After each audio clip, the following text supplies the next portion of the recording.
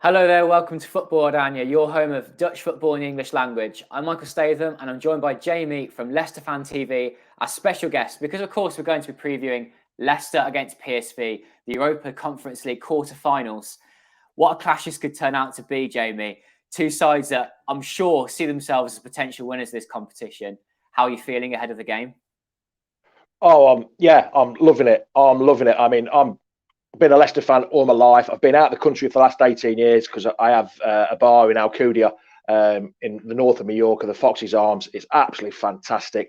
But the game this week, a quarter-final of a European competition. What more do you want? The prestige of winning that trophy for the first time. It's got your name's got whoever wins it is going to be on that trophy forever and a day, whether the competition goes 5 years, 10 years.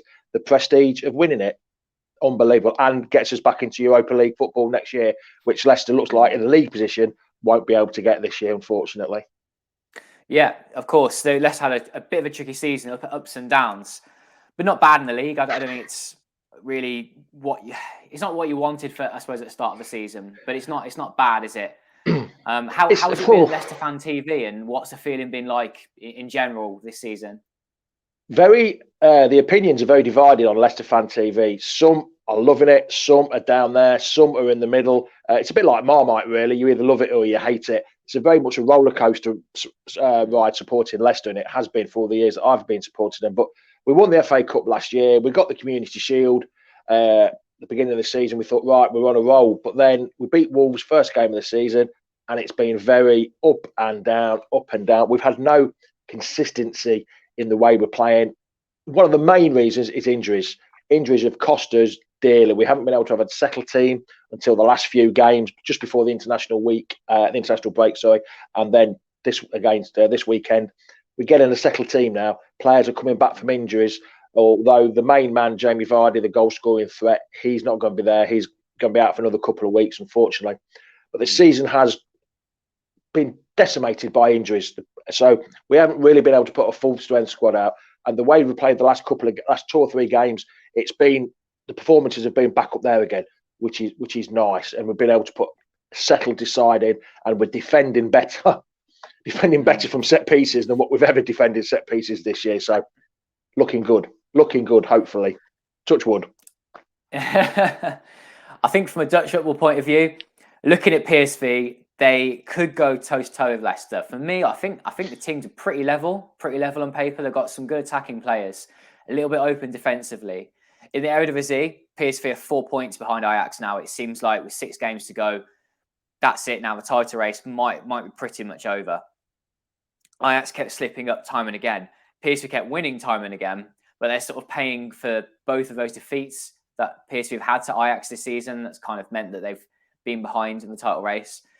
But they've got some good players, and I think that if their focus is now on the Conference League, they've got a chance of going far. And I really do think that this, and we'll talk more about later what our predictions are, but I think this is kind of 50-50. Depends how well the defences hold up, because the attacking weapons are very strong.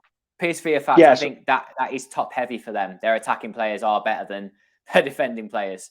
I think it's the same. I think it's the same, to be honest.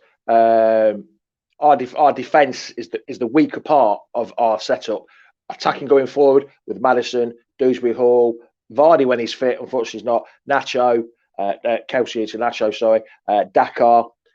If we've got the pace, Barnes and Lookman and all Brighton with the know-how, and Tillemans and Maddison running midfield. Wilf Ndidi's got injured, so he's out for the rest of the season, so forget about him.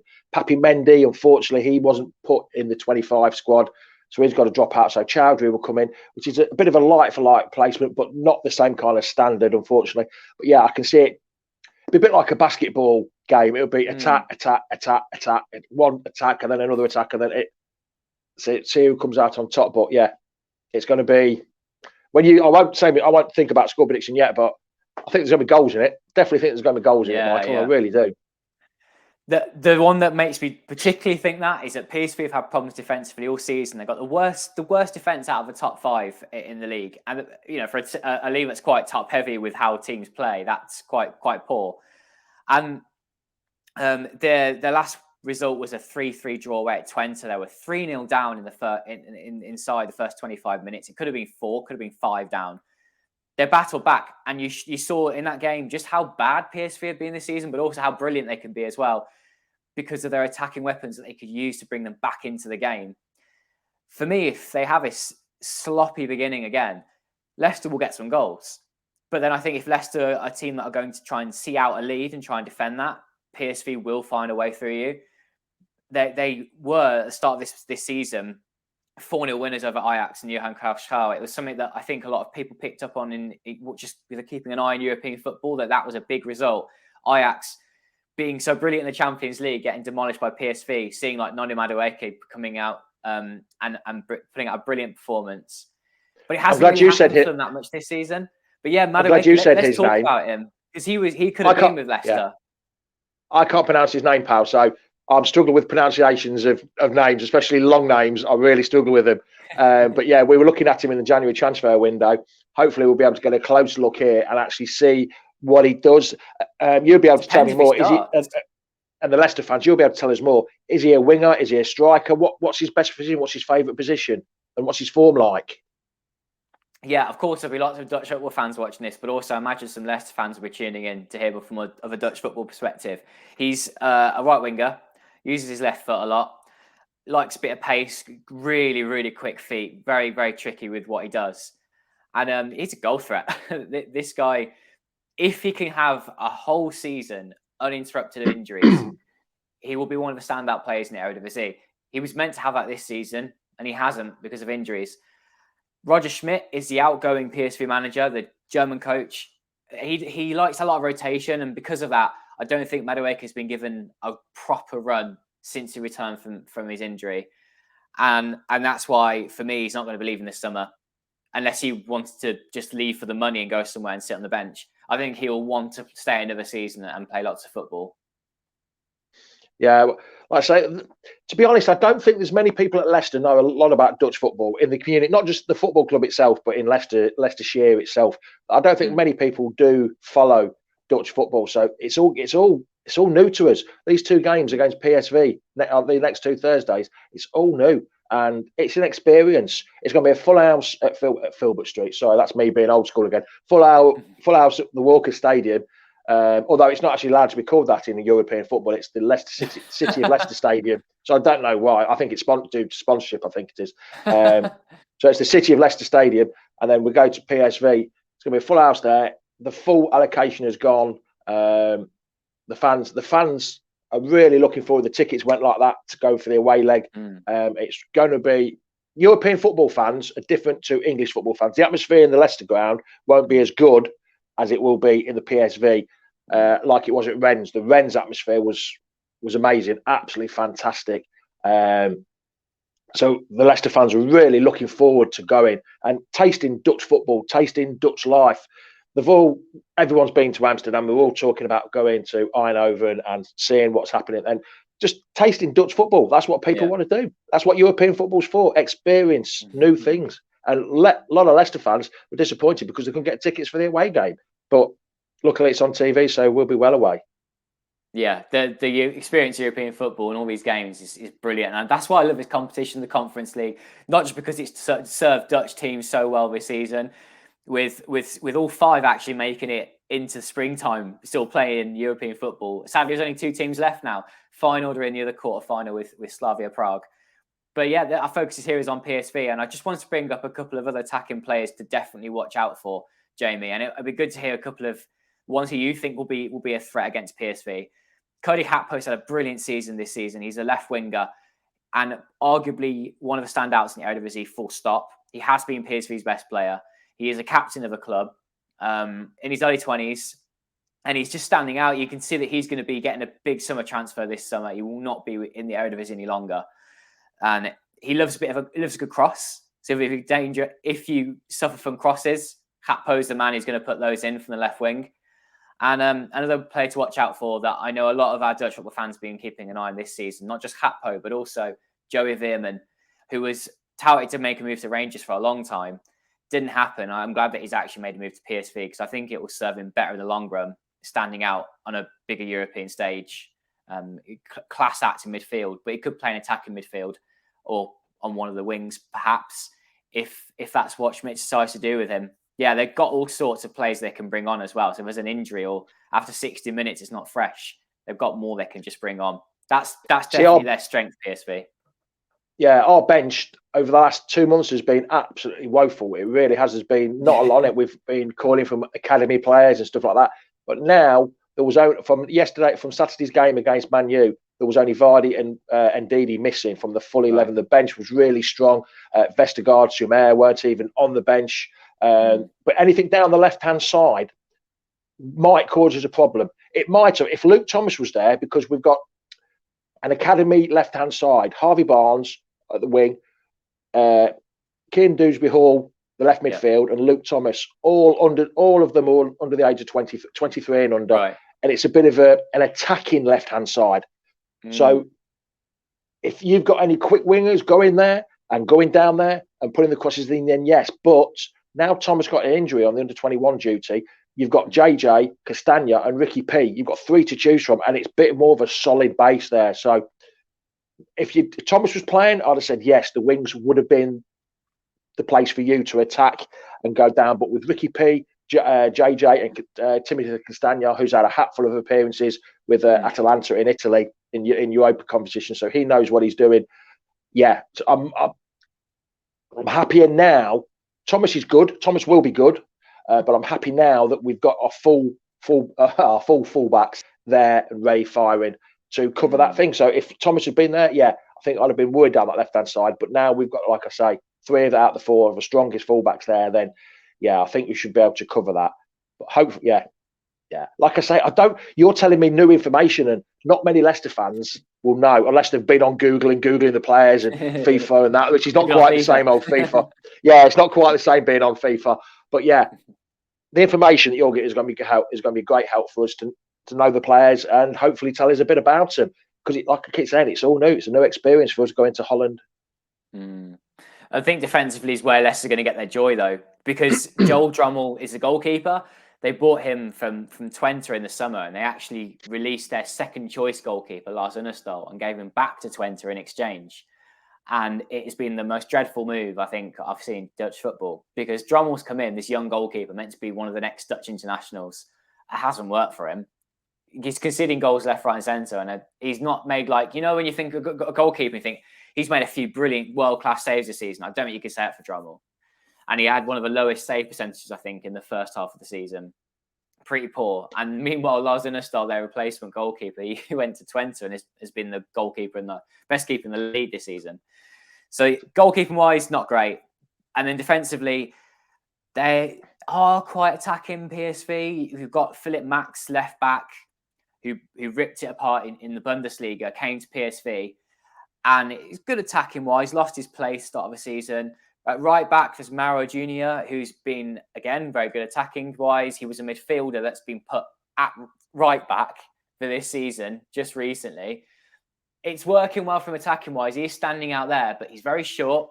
So if you get loads of crosses in from that right wing to a striker coming in on the left, that's where you target, I think, PSV defensively. We don't play that well, unfortunately. We don't play that way with crosses, no. No, we're not even with Michael Brighton. I'm a Villa fan, and Michael Brighton was brilliant from the right-hand side with his crosses. Most underrated player ever in the Premiership. But no, we don't play that way, because we don't play 2 up top. We play the ball over the top or round the back of the defenders in that corridor in between the keeper and the last man, or the through ball. We put crosses in. I'm not saying that. Madders put an absolutely fantastic cross for Nacho to score against Man U on Saturday. Absolutely fantastic. But we don't score that many from crosses. It's not the high crosses, sorry, it's the low skipping ones so we don't put the high ones across. It's more in between the corridor of uncertainty, in between the back man and the keeper. That's the way we go. Or we go through with pace and try and get to the byline, cut it back, and then try and have a shot from inside the penalty box. You sound like it might be particularly dangerous when you travel to Eindhoven. Perhaps you're chasing the game, that the counter-attack might be important for you. PSV will play a high line, I think, in their home game. And I do think that the home advantage is going to be so important in both legs. The only thing I'm worried about is you PSV came back from 3-0 to get a 3-3 draw, Yeah. and then in the last round they played Copenhagen, didn't they? They were 4-0 down at half time, I think, against Copenhagen, and came back to draw that game. 3-1 down. Or 3-1 down, and then they came to draw it 4. So they're a bit of a comeback kings, aren't they? They're like a never say die. What the attitude that Leicester used to have under Claudio Ranieri, it was Foxes never quit, and we never knew when we were beaten. And we seem to have lost that a little bit, the leadership, the passion, the fight. But just at the right time, towards the end of the season, it's starting to come back, where normally Leicester start off like a bat out of hell and then they tail off towards the end of the season. But this year, it seems to have turned tail and working the other way. We've started down here and we're picking up nicely towards the end of the season. So you'll probably see, PSV will probably see the best side of Leicester. If this had been in the Europa League, if we'd been playing PSV in the Europa League, I think it's a totally different kettle of fish, pal. But now it's this end of the season. Yeah, I think you'll see a different Leicester to what you would have seen 2-3 months ago. So yeah. So like you say, counter-attacking football. Yeah. Yeah, and I spoke about how you've had problems defensively this season. Have they been sorted yet? And what are the chances of PSV getting behind Leicester? We're not the quickest, but little Wes Fofana has come back from injury. He played against Rennes, scored. Frenchman scoring again in his homeland, and actually got the that was the goal that won us the tie. We won 3-2 that over the 2 legs. He's had that. Then he had 60 minutes. Then he played 90 minutes against Man U the other day. Sorry. Johnny Evans is coming back to fitness as well. Johnny Evans made Harry Maguire worth 85 million. He made Soyuncu look like £50 million player. He's made Little Wes look absolutely fantastic. So Johnny Evans is the linchpin, and he's not firing on all cylinders. I think he had 10 minutes against Brentford, and he had 60 minutes in a Northern Ireland friendly and 60 minutes against Man U. So he's getting his fitness up. Whether he manages 60 minutes and then 90 minutes 4 days later, we're not sure. But yeah, it's like I said earlier, the back line is getting stronger. The lineup against Man U, Justin, Evans, Fofana and Castagna was probably what most people would wanted at the start of the season. We've got it now. They've got to form that partnership. But the only thing is, will Brendan take the risk on re-injuring players and overplaying them? Because I think we've got 9 games in February. 9 games in April, sorry. So, yeah. So I don't know. I don't know what kind of team he's going to put. But hopefully he'll stick with the same back four. Because if they start lining up together, they'll build confidence. They'll know each other's game. Well, they should know each other's game in and out. But in match days, they'll know where everyone's going to be. And hopefully, yes, like he said, touch wood, it'll be the same back four as what the Man U game. But we've got a tough game the following weekend in the Premier League. They come thick and fast in April in the Premier League. They really do. It's a tough old life being a Premiership football. It's not just 90 minutes of football on a Saturday afternoon anymore, is it? No, it's definitely not. And I think with PSV, you can say that if they have a weaker side coming up, they can rest a couple of those players. And the rotation that Schmidt's done throughout the season has worked. In mid-table games, he knows that he can rest a couple of player or so because his replacements are pretty good, but they'll still win in the game. And you can't do that in the Premier League. I was actually surprised how strong the side was against Man U. The starting 11, I'm very surprised.